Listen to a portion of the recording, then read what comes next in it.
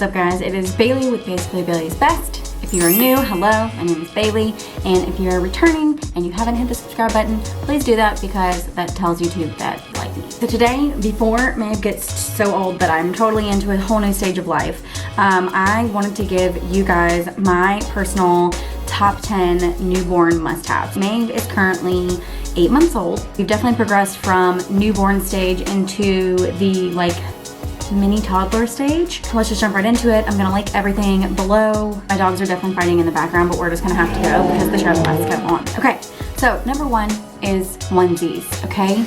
This is kind of a two-part, but onesies, I am specifically talking about the zipper onesies that are like a long sleeve and long sleeve, because even if it's in summertime, you're gonna want a couple of these because your house is probably chilly with the air conditioning on.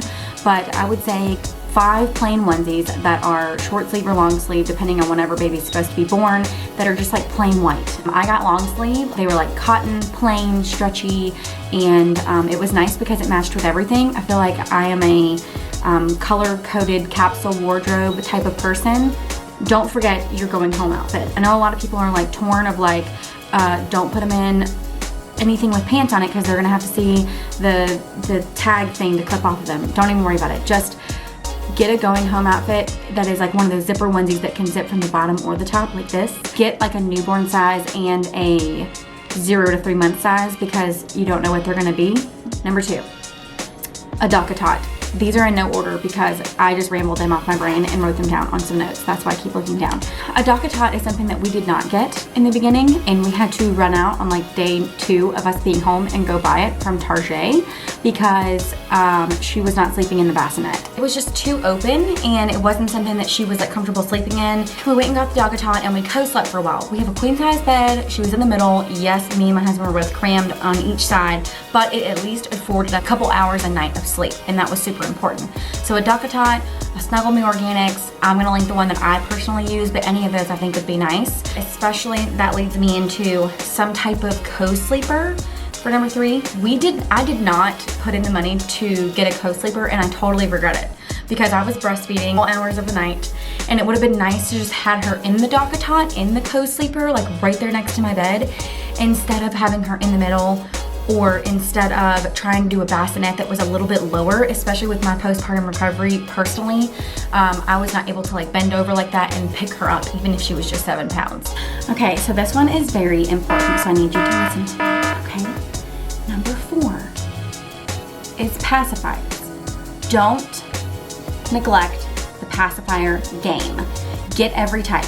Get the Tommy Tippy, get the Itsy Ritsy, get the Advent, get the Dr. Brown, get all the types of pacifiers. Do not just be like, I'm gonna try 2 because it's gonna really suck when you get home and you don't have a single pacifier because you didn't want to keep your baby halfway. Number 5, which is going to be bottles, different types of bottles. So whether or not you're breastfeeding, pumping, exclusively pumping, formula fed, just try different bottles. I was so set on the Nano Baby bottles, and they were just like super awkward to hold for my husband, and really he was really the only one giving her the bottles because I was nursing when I was there, and he gave the nighttime bottle. And I'm gonna kind of segue into this as well. My friend told me to let Dad do the nighttime bottle, and I didn't listen at first because I really didn't want to pump because it was so much extra work. But I eventually started to have my husband do the nighttime bottle and put her to sleep. 1, because it's a huge bonding for them, and 2, it just gives you a little bit of a break. Because if you are going to be nursing, it's gonna be on demand. I would say go ahead and have the different bottles in your house. Again, you can donate them somewhere if you don't use them, but just try different bottles. I'll link the ones that I absolutely love, and I didn't find it until about 5 or 6 months down the road. I wish I would have had it when she was a newborn. Number 6, muslin swaddles. So this is not necessarily for sleeping, but the muslin swaddles that we got were like these huge blankets.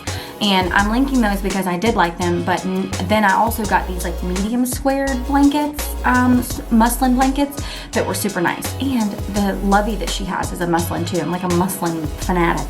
but it's perfect for wiping up spit up, laying it down on the floor for tummy time, waddling them up just so they're a little bit more cozy. If they're not sleeping and they're just kind of hanging out with you, and maybe the Dockatot out in your living room or something, they just like are so versatile. It's insane. You definitely need to get that. They're awesome. Moving on to sleeping, I would say it is absolutely vital for you to have a swaddle, and the one that we personally loved was the Halo Sleeper. So it's like a bean bag, like the sleep sack, but then it also has like these wings on it that you can zip it up and then you fold it around their arms so they're like in a little baby straitjacket. You can even transition this one into under the arm so that their arms are out, so that when they do start to roll, they at least have that little hug feeling on them. Seventh thing is going to be a baby monitor. Obviously, I'm a baby monitor stickler.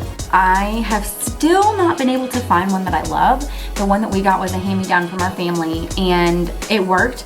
It was a video monitor with sound. And then I bought a used one because I literally went through this phase of, I bought an $80 monitor, didn't like it. I bought a $280 monitor, still did not like it, hated it. And then I ended up just getting one used that has an app and it has the actual handheld monitor. So I would tell you, as a mom that works from home, having the monitor itself rather than having to have it on your phone is so much easier, because let's be real. Yes, you need to get laundry done. Yes, the dishes need to be done. Yes, you probably stink and you need to take a shower, but guess what? You're gonna grab a cup of coffee and you're gonna go to the couch and you're gonna wanna be on your phone for like 15 minutes before you get up and do all that, okay girl? And that is fine, you should totally do that. You don't want your phone to be constantly attached to you when you just want to look over real quick if you hear a noise on the monitor. So you're like scrolling, drinking coffee, boom, want to look over real quick. Get a baby monitor with an actual monitor.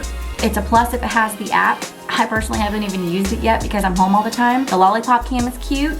It ain't functional, okay? I don't know what number we're on, but that's fine. The Frida nose sucker. I know it seems gross. I did not want to get it at first, but we did, and it was a lifesaver for the first time that she got stuck up. And no, you're not gonna suck boogers up. There's literally like a filter and a plastic piece that block the boogers. It just gets the air suction flow, and you stick it up their nose and you suck the boogers out, and it's so much better than trying to get it out with the bulb syringe, and a lot cleaner because it's like this clear blue color. Last but not least is a baby carrier. I had an Infantigo baby carrier that worked, but it wasn't the most comfortable on my back, especially as she got heavier. I bought a used Baby Bjorn, which was super comfortable for everyone. I have a Moby wrap, which at first I hated and it made me cuss to put it on. After she's gotten bigger, it is a lot more comfortable and like fluid across your body to put her on. So I would say figure out how to put it on. Don't knock it till you try it. If you can buy a used one, obviously try that first, but I've linked the one that I've got, and it's this really pretty pear color, so you should totally get it. Those are 10-ish, I don't even know what number we're on, of the, I would say, vital baby things that we had or didn't have at first and then went out and got.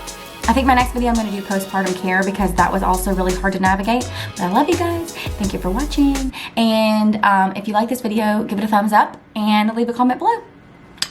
Hey, it's editing Bailey and Emma. Totally forgot to mention the Hatch sound machine. And I've already made this entire video, so I'm just sticking this in a random spot so that you know that it's linked and it's extremely important. I put it on white noise and I crank it up to about 50% because it's loud and she needs that. Am I right? Yeah. Okay, bye.